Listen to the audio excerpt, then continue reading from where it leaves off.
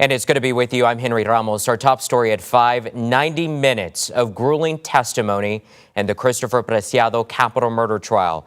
Today, jurors heard from an evidence technician who processed the disturbing scene where a pregnant woman and her partner were found dead in their car more than 2 years ago. Now, the next person on the stand was an expert in gunshot residue. Our Sue Kalberg has been in the courtroom since the beginning.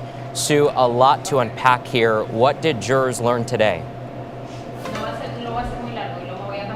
Well, the woman who testified is with the Bexar County Crime Lab, and she has extensive training in firearms evidence. She actually brought a model of a bullet to share with the jurors, and she talked about what happens when somebody pulls the trigger, both and the hard facts that are left behind, both in the gun and where the slug ends up.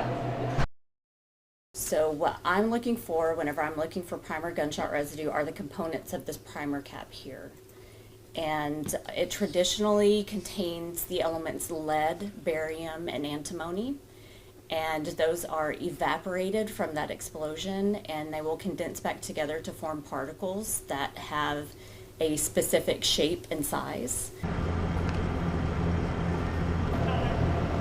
Now, Vashon said the science that she uses is nothing at all like people see on TV crime shows. And she said because the two victims were locked in a car that had not been tampered with for several days, it wasn't surprising to find gunshot residue remaining in the car and on the victims. She said there was gunshot residue on both victims, but not enough to conclusively say if they had handled or fired a gun. Now, I've been watching the jurors, and they have been paying close attention throughout, and they've had a lot to pay attention to because the judge is keeping this thing moving, and they still have a lot to focus on. Now, we have been doing up-to-the-minute coverage as it happens from inside the courtroom, so if you stay tuned with KENS5.com, you'll be able to have the very latest.